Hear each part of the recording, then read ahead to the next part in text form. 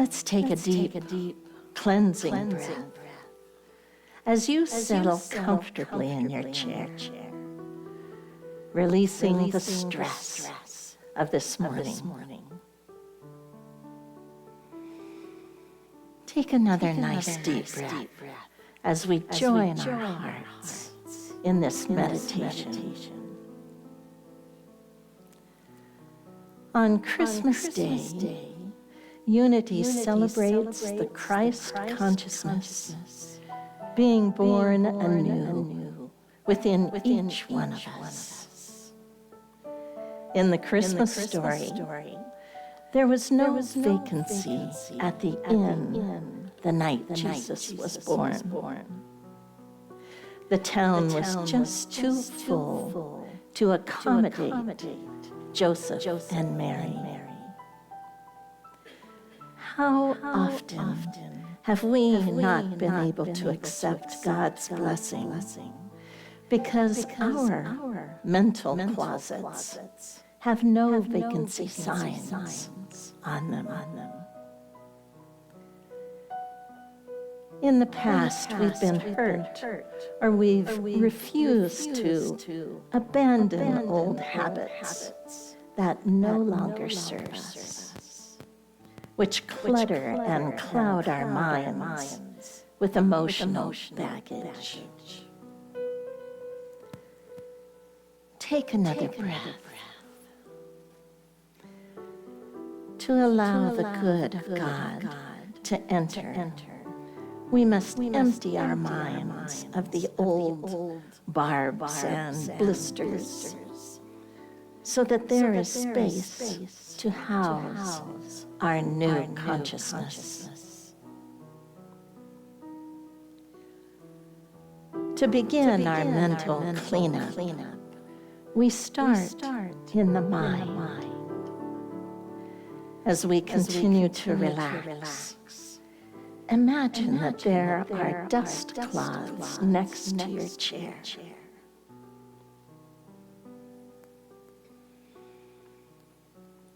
Pick one up and sweep away the cobwebs of resentment or fear or bitterness or frustration.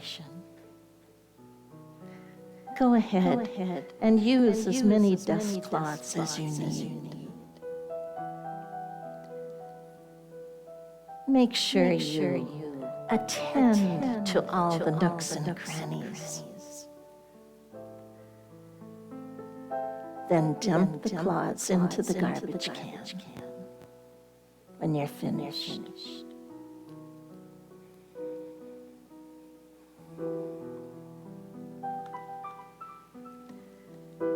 With our next breath, we must forgive ourselves and all others who have caused us pain in the form of our errors or rebukes or condemnations.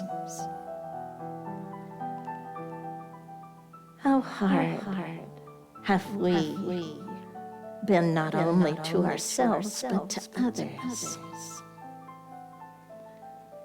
Remember that our mistakes are the growing edge of our lessons here on earth. And each one is vital to our expanding awareness. With our next exhale, let's throw out all of the hurts so we can wash away revenge or anguish. Could we possibly find humor in our future trials instead of condemnation?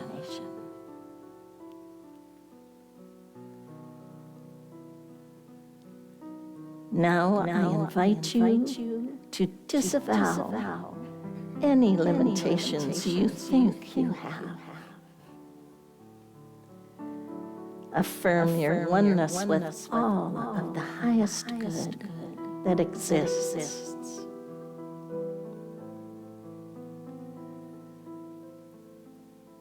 Now boldly move to eliminate resistance and refuse to recognize any condition that diminishes our self-confidence.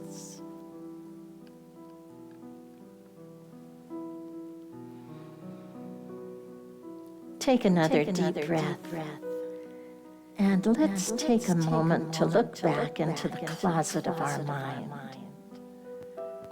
to see if we've really released all that needs to be released.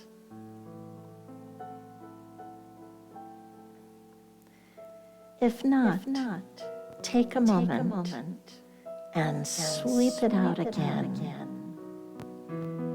Or use a fire hose to blast it out if it's particularly stubborn. You may find that in the next week or so, something may bubble up from the depths of your soul that needs to be eliminated. By all means, release it in a conscious, loving way. Repeat this exercise as many times as you need to keep your mind uncluttered, open, and receptive.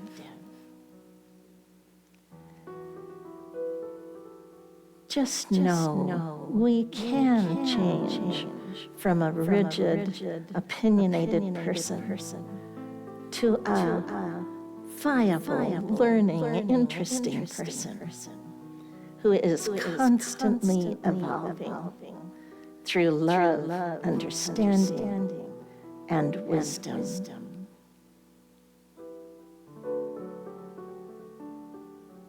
And now we have room enough for the Christmas Day blessings that the new Christ consciousness has in store for us. Take another deep breath and allow yourself to return to this space. So I'm a little I was going to say under the weather, but I'm not under the weather. I'm having some little allergy things, so I have my Kleenex and my little things and water. So if you can't hear me at some point, if my voice poops out, we'll have Dave turn the sound up for us. So we celebrate many holidays that are wonderful and beautiful. But surely none is more wonderful than Christmas. I affirm that the heart of Christmas, there is mystery and goodness and beauty. And if we have the faith to seek those qualities, we can find them. I was reading an article by James Dillard Freeman the other day, and he discusses this very subject. As I paraphrase his article, we can look at the main events of the season. First, the central story is the babe, born of a virgin in a stable, because there was no room for them at the inn. It's a story filled with characters like shepherds and wise men, angels, and a beautiful star. Then there are other symbols that entwine themselves on this holy day. There's St. Nicholas, Santa Claus, who was right here earlier, riding in his reindeer-powered sleigh across the night to come to our chimneys and fill our stockings with goodies. There are Christmas trees that we drag into the house and make festive with sparkling lights and colored ornaments. And there's an unbelievable outpouring of sometimes excessive gifts and giving, but a wonderful time for us to share our gifts with everyone else. Oh, God's calling. Thanks, Mike. What is all of this but the outpouring of wonder? It's as if all of us unite on the day to affirm that we believe in the immeasurable goodness that seeks expression through us. We believe there is wonder and mystery in the center of the stories, waiting for us to open our hearts. Consequently, there's more depth to life and to the world than meets the eye. People love to discount and not appreciate the wonders of Christmas because we live in a scientific age. However, as metaphysicians, we believe there's more to truth than can be explained in science. Christmas is the celebration of wonder, and the Christmas story is an exercise in experiencing that wonder. So let's start with the star. If we have the faith to believe that God created heaven, earth, and all the creatures in it, is it such a stretch to believe that God can create a light that guides the Magi to Bethlehem, where it rests over the manger where the Holy Child lays? I studied 5 years with the Mohawk medicine woman, and I witnessed things that absolutely defied the accepted view of how we see the world. Science says the star may have been a conjunction of planets or a nova, and both of these are possible. But I believe with God all things are possible, even a star that heralds the birth of a child. Let's talk about angels. How many of you believe in angels? Yay, lots of you. Are there any that don't, or would you admit it while you're sitting here in church? I don't see any hands. Whether you believe in angels or not, I do. I know beyond the shadow of a doubt that I have guardian angels. It's the only conceivable explanation for my survival. I've always been a tomboy with a daredevil's heart. Some of you know that I rode motorcycles for 40-plus years, and before that, horses. And I'm not sure which one is the most dangerous, but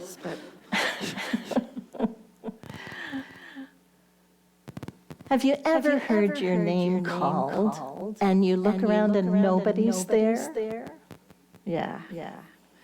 When this happens to me, it snaps me out of my sense of daydreaming, and I look around to see if any danger is coming my way, because I have lots of experience with this. The worst motorcycle accident I was ever in was a back tire blowout at 75 miles an hour. I was able to semi-control the bike until it went over at about 55 miles an hour.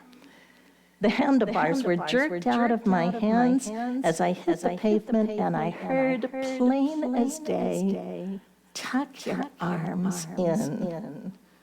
As I was thrown through the windshield, I pulled in my arms and then rolled down the highway like a log until I stopped.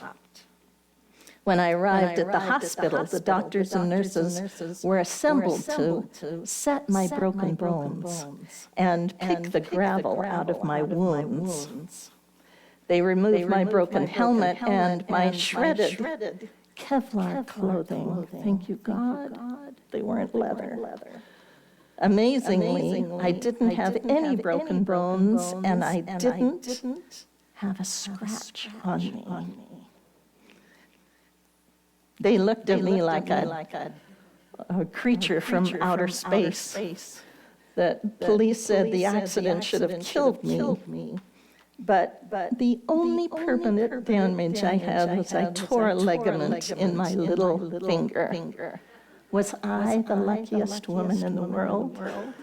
Absolutely. But I'm alive because a very busy guardian angel touched me with grace that day. But let's get back to the Christmas story. Then there's a virgin birth. I know a lot of people who feel that we should simply eliminate that from the story because it can't be explained. Maybe in days of old, a virgin birth was unimaginable.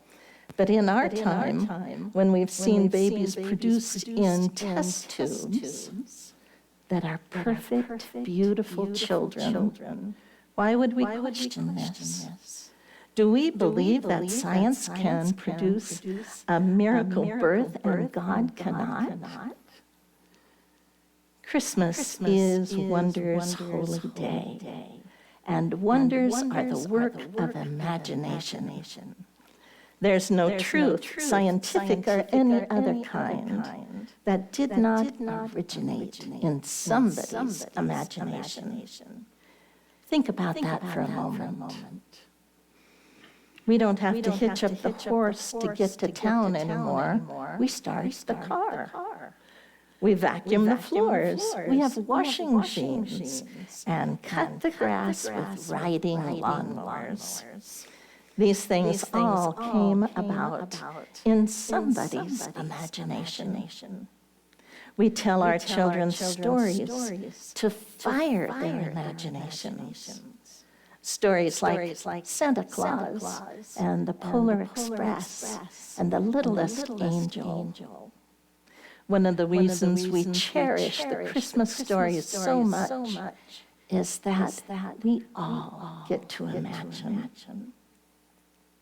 So for just a moment, let's suspend our sense of disbelief and enjoy a little imagination from our memories.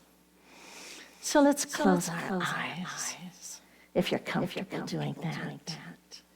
Now, it could be memories from childhood, or maybe it is a tradition you created for your children and your friends.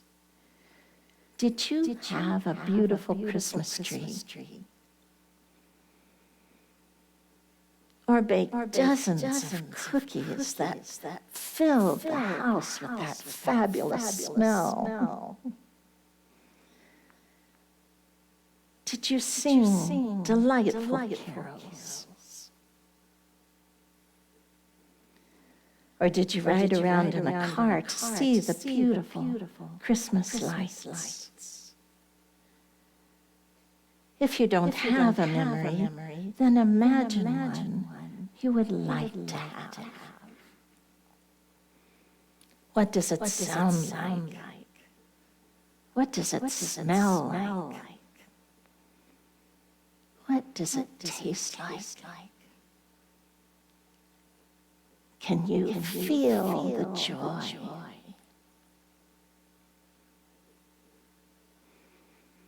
We spent our Christmases with my maternal grandparents. They owned orange groves in Anaheim, California, and they had a big two-story grove house with outbuildings. Because my grandfather was a cabinet maker with a big woodworking shop. My uncle designed and built race cars in the garage. On Christmas Eve, we would eat Chinese takeout because the women had been cooking for days. After the dishes were done, the card games began. We would play canasta until us kids went to bed. And then the adults would change to bridge.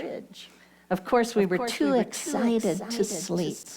So we'd get up, sneak over to the stairs, look down into the living room, and wait to see Santa come down the chimney. You guessed it. We all fell asleep on the stairs before we got to see Santa. The men would slip up the stairs and carry us to bed. We woke up in the morning didn't put on slippers or a robe. We just raced downstairs to see what Santa left us.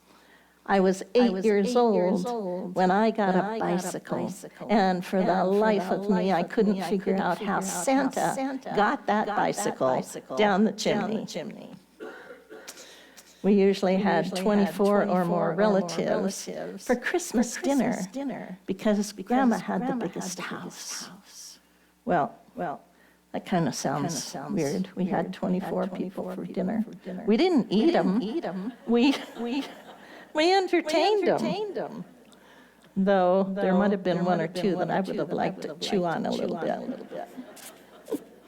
The men would set up full sheets of plywood on sawhorses to make tables big enough for the crowd. Everyone would bring their card tables and chairs so that we had enough places to sit. After the holiday feast and the dishes were done, the card tables were set up and the games began. The joy of Christmas lasted all year long at our house. We handmade most of our gifts, so we had the opportunity to quietly listen to each other throughout the entire year to see what someone would love to have for Christmas. I crocheted pot holders for my aunt and embroidered, what are those called? Flour sacks for towels. I also dug up purple iris to share with our neighbor who always loved that particular color. One of the joys of Christmas was watching the look on their faces when they opened the surprise and they got just what they wanted. Can you remember what it felt like when people opened your gifts and you got to see the joy on their faces? Joy is our word for today. The Revealing Word by Charles Fillmore defines joy as the happiness of God I better read it. The happiness of God expressing through His perfect idea. Can you guess what God's perfect idea is? No, it's us. We are His perfect idea. Joy is our natural state. It is built in our very being. It's not something you take from without, but it's something you let out from within. I'll say that again. It's not something that you take from without, but it's something you let out from within. Events merely give us an excuse to feel joy. When I'm not feeling joy, I don't have to turn to the outside world. I turn to the divine presence within me and seek God in all things. I expect joy as a part of my journey. I'd like to share the daily word with you today, Sunday, December 21st. Joy uplifts me as divine light shines from within me.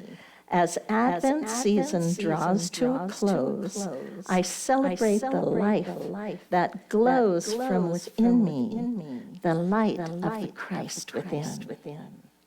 Just as the three wise men journeyed to Bethlehem to see the newborn child, my journey through Advent has led me to discover the faith, peace, and love that are always mine. These are the true gifts of Christmas, ones I carry with me all year long. No matter what the challenges and obstacles I may be called to face, I will draw from my infinite storehouse of joy to remain optimistic and centered. Joy is mine today. It is the fulfillment of my Advent journey by divine inheritance. It is in the fullness of my heart, the contentment of my mind, and the deep feeling of wellness in my soul. I am joyous. Matthew chapter 2, verse 10 says, when they saw the star had stopped, they were overwhelmed with joy. In closing, I'd like to share a passage from James Dillett Freeman. Quote, "Oh, look, here comes Joseph to Bethlehem, leading the donkey that bears Mary. He's turned away from the inn where there's no room. So the weary couple goes to the stable. There, with only the cattle and probably a mouse and a sparrow or two looking on, Mary births Jesus. The angels are flying around the stable, and the star is shining down from the sky. Later that night, the shepherds come, and after that, the wise men. And oh yes, not too far away, there's a Christmas tree, sparkling with lights and ornaments. And somewhere out there in the sky, Santa is urging his reindeer through the snowy night, bearing his never-depleted bundle of beautiful gifts. Then, for a Christmas moment, through the window of my imagination, I can catch a glimpse of wonder. Close quote. And for me, my heart is filled with joy. Are you ready for your homework? Your homework is to have a wonder-filled and joyous Christmas. I want to remember, I think they forgot to put it in the announcements, that we are having a candle lighting service at 4 and at 6 p.m. Wednesday night here in the sanctuary. Thank you all for coming.